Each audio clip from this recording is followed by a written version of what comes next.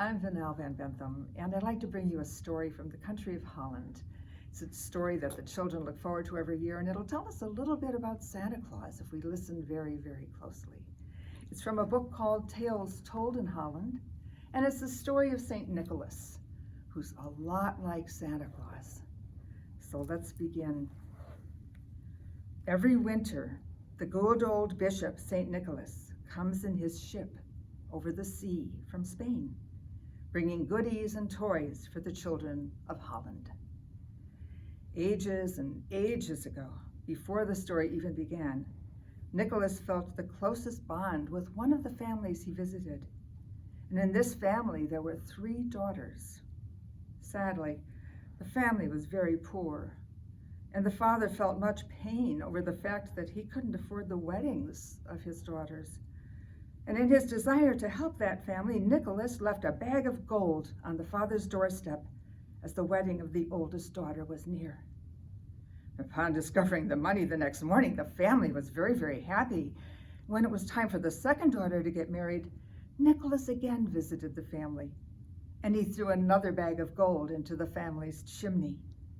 The family greatly appreciated the individual who was providing them with such a great fortune, but they had no idea as to who this person could be. As the third daughter's wedding neared, the father decided to stand guard so that he could identify the kind of person who had created such happiness for his family. And on this visit, Nicholas tossed the bag of gold through an open window. And upon hearing the bag of coins land on the floor, the father chased Nicholas until he caught up with him. Well, Nicholas was embarrassed. He didn't want the father to make his identity known to the townspeople. So the father promised to keep the secret. But he was so grateful for the kindness of young Nicholas that he couldn't keep the secret no matter how hard he tried. And soon the entire town knew that Nicholas was the person responsible for the wonderful events that had occurred in their town. So every December, Nicholas took it upon himself to reward all the boys and girls who'd been good throughout the year by secretly delivering presents to them. And from that time forth, everyone has known that it is St. Nicholas who brings presents during the night.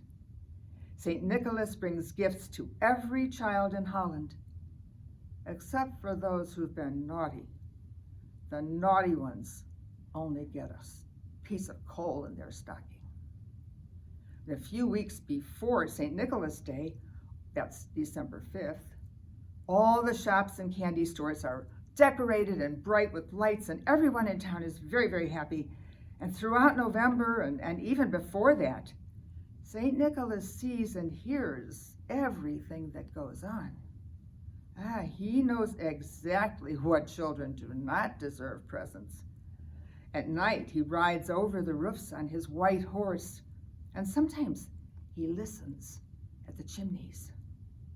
And then many a little child puts before the fire a wooden shoe filled with hay and a piece of rye bread for St. Nicholas's horse.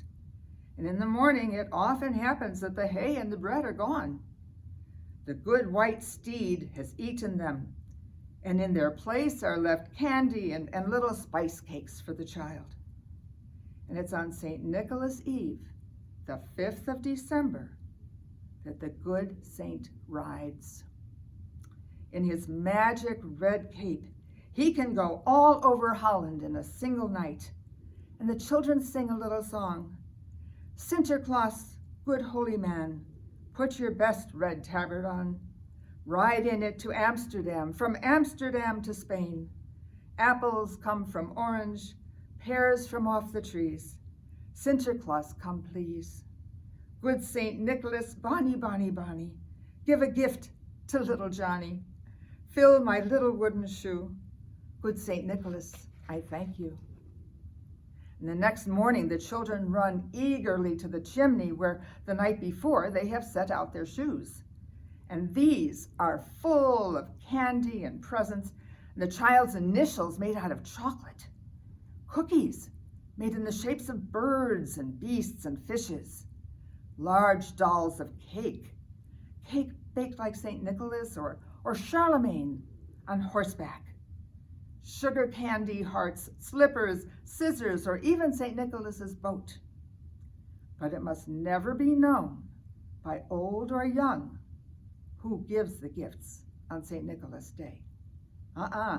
They must be mysteriously handed out and done up in all kinds of disguises and hidden in all kinds of ways. Sometimes small things are baked into a loaf of bread, or done up in a number of times in packages, a small one and a bigger one and a bigger one and a bigger one, until they get the surprise when they open them all. And so the happy day goes, and everywhere are smiling faces, mirth and jollity, and good feeling that makes all people know that on this, the most beloved of merry Dutch holidays, we are indeed all brothers and sisters. The end.